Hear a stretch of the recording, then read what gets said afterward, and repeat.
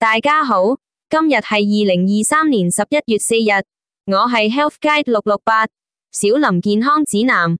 喺分享之前，請你哋撳下個訂閱掣，打開個小鈴鐺。如果鍾意我嘅頻道，俾埋個 like 我，分享埋俾你哋嘅朋友，多謝大家支持。今日同大家講下《心魔病之地獄遊記》第91集至第集95集。第91，孟婆橋，是非功過難消業孟婆亭下亡前身，世道多坎坷，人心尚狡黠，道魔混雜，功過為分世間不知多少借善為惡，明正實非之人，生前勤持經咒卻謀私欲，輕後墮地獄，閻王雖英明，一時亦難定其罪，故壓至魚婆亭促其飲下預亡湯，令其速投夭折胎，令其亡卻經咒方得定其罪刑。魚婆者，乃幽冥之天神也，於預亡亭司掌投胎轉世之責，凡過奈何橋之遊魂，必先至此飲下預亡湯，忘卻前生之事，方得重新投胎。第92，亡魂湯，飲過驅亡湯步卜倫凹路，幽魂飲過預亡湯，忘卻前生一切事，予以重生之機會。善者投進強健身，頭腦聰明有智慧；惡人逃得疲弱身，神志不清且昏聵。悔悔煙雲茫茫路，判官領往輪迴路。憂救福禍此時分，無奈人生莫再悟。當知人世地獄喘息間，大氣不來誰分隔？不論在世如何權高位重，甚至富可敵國，美眷如雲。一旦大氣不來，一切都成如是。一生維護的臭皮囊，頓時冰冷僵硬，旋即腐敗惡臭，一萬般帶不去，只有業隨身。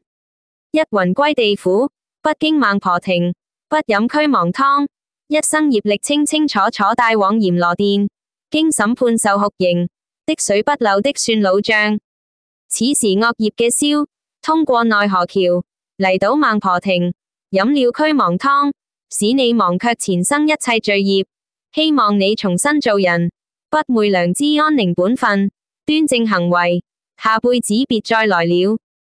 第93，人皮缺貨，人生難得正法難聞，急急忙忙走進註冊處，但聞寒聲如雷，判官小鬼鄭淑瑞，案上插評書着人皮缺太4個字，令人好生錯愕。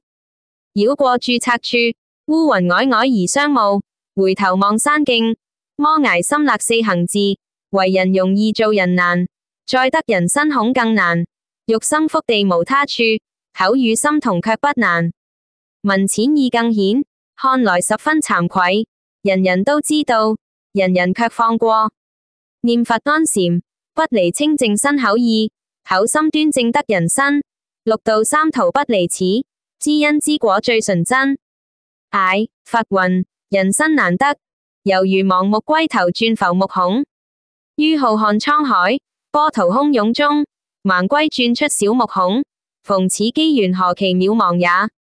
記得人生，若不珍惜，畢竟六道輪迴現實無情，星墮沉浮於無常巨流中，多麼可憐。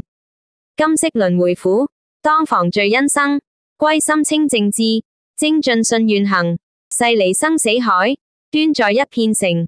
南無阿彌陀佛。第94，墮落寶，輪迴無情人無意閻羅殿圓電鏡明，模模糊糊，渾渾噩噩，無數遊魂於迷蒙中嚟到另一個時空，但見空中高懸着一片大翅，書着異速興旺一，十分諷刺。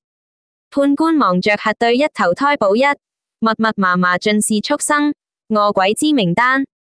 滿坑滿谷滿箱滿地各類飛禽走獸，水族蟲拐之皮囊，或胎或卵或濕或化投生去，令人觸目驚心。唉，你殺木的命，木投你的身，曠劫以來生生世世，冤冤相報無休止。命運耶，因果耶，當慎思，今得人身當思念，莫讓來生披獸皮。輪迴無情人無像，閻羅殿圓業鏡明。第95，魂歸處，眾魂投生去因果輪迴轉，領了牛、馬、豬、羊、雞、犬、飛禽走獸，冤非蠕動之軀囊，欲哭無淚，悔之晚矣。再換人生難又難，生生世世不得了。鬼王揮灑屠柳枝，雲霄魄散隨流轉。為人為獸各隨業，因果報應毫不爽。輪迴路上奈何之，魂兮歸來卻不多。餓鬼畜生常是客，難得人生又錯過，可憐啊！生死苦海無盡頭，頭出頭沒亦無期。記得人生請聰慧，妄心執着貪嗔痴。經不起財富、美色、口欲之誘惑，又為昏沉之癖習所支配，渾渾噩噩做下多少傷天害理之重罪，又匆匆忙忙帶着深沉重罪到閻王殿前來報到，閻羅天子也無奈。人啊人，你自稱是萬物之靈，又何嘗不是萬物之最源耶？短短數十寒暑，能做萬劫不復之墮落，靈耶？痴耶？當好好想一想了。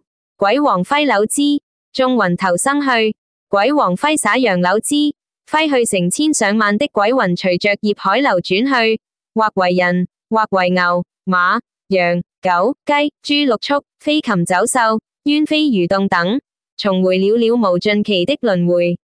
今日分享到呢度，多謝大家收睇支持小林頻道 Health Guide 668，下次再見，拜拜。